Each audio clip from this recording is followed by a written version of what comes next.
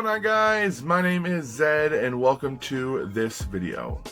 In my last video, I talked about popular movies that I don't too much care for.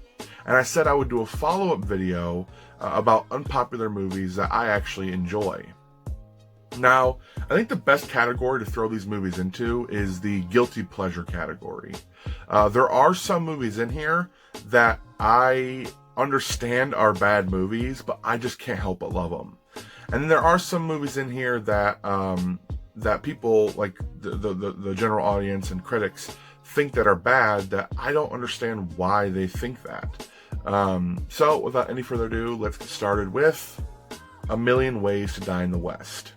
I got this movie at, I think, a Big Lots for like $4. And I was really excited because Ted was a favorite of mine. Me and my grandpa loved watching that movie. It was just so much fun. And I was excited because that was a very successful comedy, and Seth MacFarlane looked to be one of the rising stars in movie comedies. And then he came out with A Million Ways to Die in the West. And it was not received well by both fans of Ted MacFarlane and just critics alike. People didn't care for it. And I don't understand why. I think it's a really fun comedy. I think the cameos are fantastic. The references to other Western movies are great. I mean, spoiler alert, but you get characters that show up like Doc Brown from Back to the Future 3. At the end of the movie, you have Django from Django Unchained.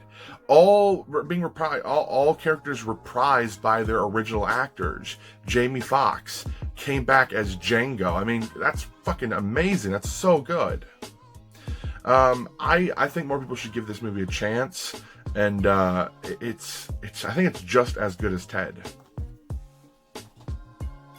And then next up we have, if I can try to grab it, we have RoboCop.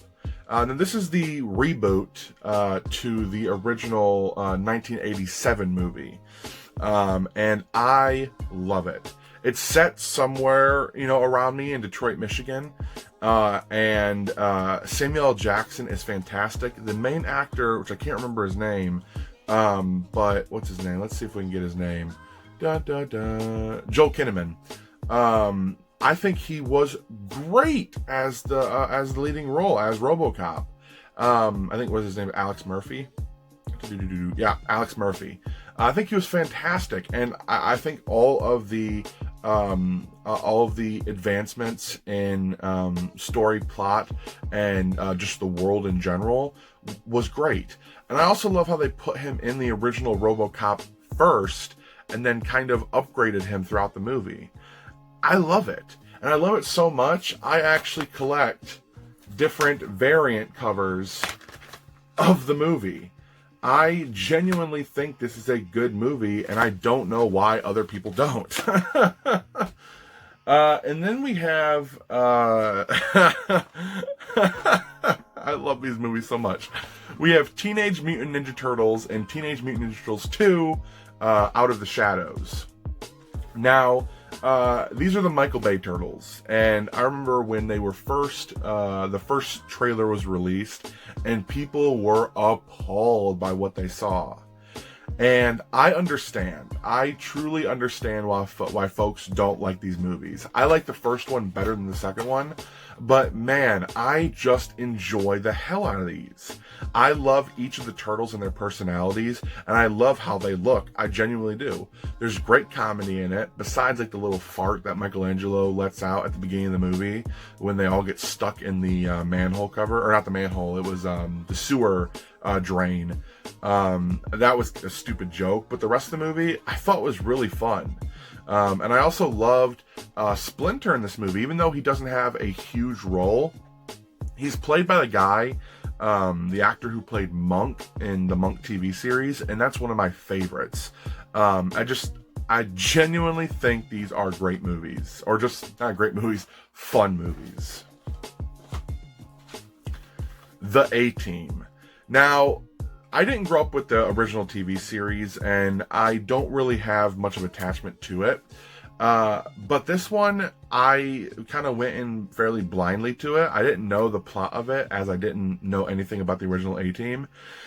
And I had a lot of goddamn fun, especially with, I believe his name, I want to say is Murdoch, who is the pilot, and he's played by Sharto Copley. What the hell's his name? How do you pronounce it? Charlotte Sharto Copley. The guy from District 9 and Chappie, which District 9 is one of my favorites too. I really enjoyed him, but you have Bradley Cooper, Liam Neeson, and then what is that other guy's name? Quentin Rampage Jackson. It's a lot of fun. It's a great action movie, very funny, and highly enjoyable.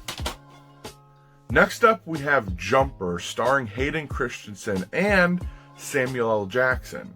I believe this is based off of like a book series, and it basically is about this guy, played by Hayden Christensen, who has the ability to kind of jump through these portals, and he can teleport wherever he can make a mental image of, he can jump there. And it's awesome. I love this movie.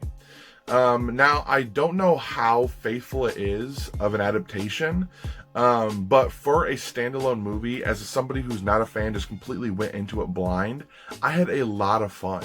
And it still, I think, holds up to this day. I watched it sometime last year, I believe, and I still really enjoyed it. One of my all-time favorite movies is Willy Wonka and the Chocolate Factory. And when growing up, I watched Charlie and the Chocolate Factory, Tim Burton's version, and I enjoyed it. I thought it was a good movie. But after I watched right after Gene Wilder passed, I watched Willy Wonka again and completely fell in love with it. It's one of my favorite movies of all time.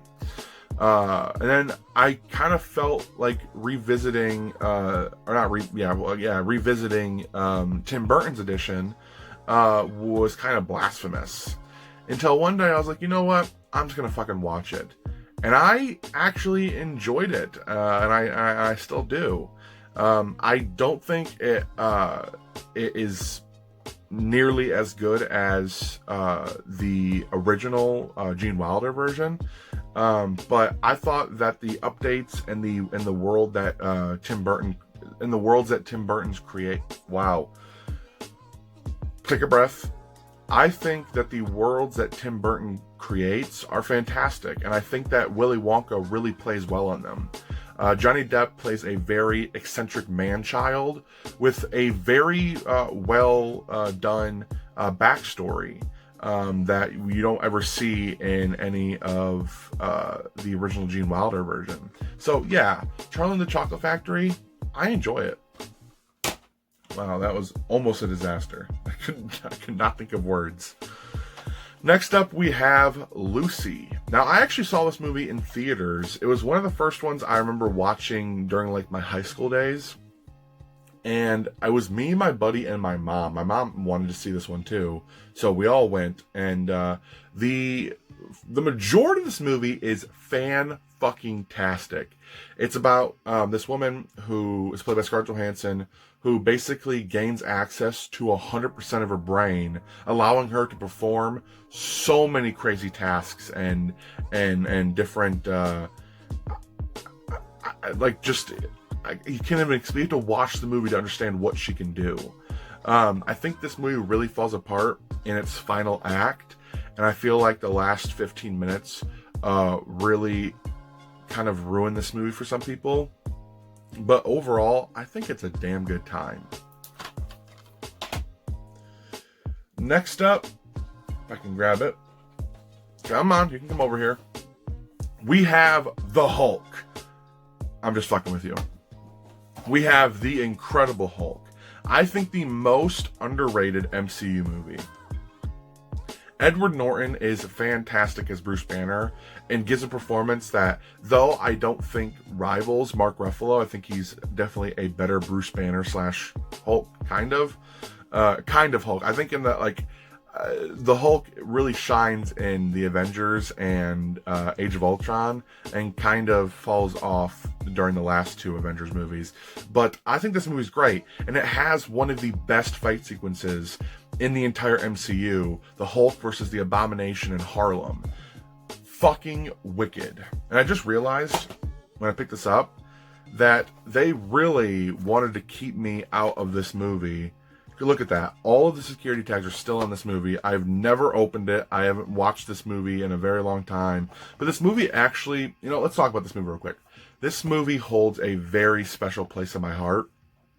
This is the one and only movie I'd ever seen in theaters with my grandparents. I was raised by my grandparents, and they're deaf. And a lot of movie theaters don't show a lot of movies with closed captioning. There's just not enough seats to sell for that audience, so they usually don't do it. But when this movie came out, I guess a lot of the deaf community in my area kind of riled together and wanted to take their grandchildren to see a movie, so they had a screening done of the Hulk in our local movie theater, and it's one of my favorite memories with them. So it does hold a special place in my heart. And I grew up with the fucking backpacks, the t-shirts, the toys, literally right in front of me is my childhood alarm clock with the Incredible Hulk from this movie on it. I'll insert a picture. I fucking loved this movie growing up. Now, and then last but not least, probably my biggest guilty pleasure movie of all time. Whoo! This is something beautiful, guys. We have Ghost Rider and Ghost Rider: Spirit of Vengeance. Nicolas Cage, Johnny Blaze. Oh yeah, that is something. That is a match made in hell, baby. That is beautiful. Particularly this movie, the original Ghost Rider, is my most guilty pleasure movie of all time. I think this movie is fucking rad. I think Nicolas Cage is a psychotic bastard who really plays the Spirit of Vengeance very well. Just over the top bonkers. Ghost Rider is one of my favorite Marvel characters, and since we don't really have many iterations of him in live action, you just gotta work with what you got. I even have my buddy, like a year or two ago for Christmas, got me like a 6-foot tall poster for the Spirit of Vengeance. It's amazing. So yeah, that is it. There's a few hiccups along the way as I was trying to stutter my way through that.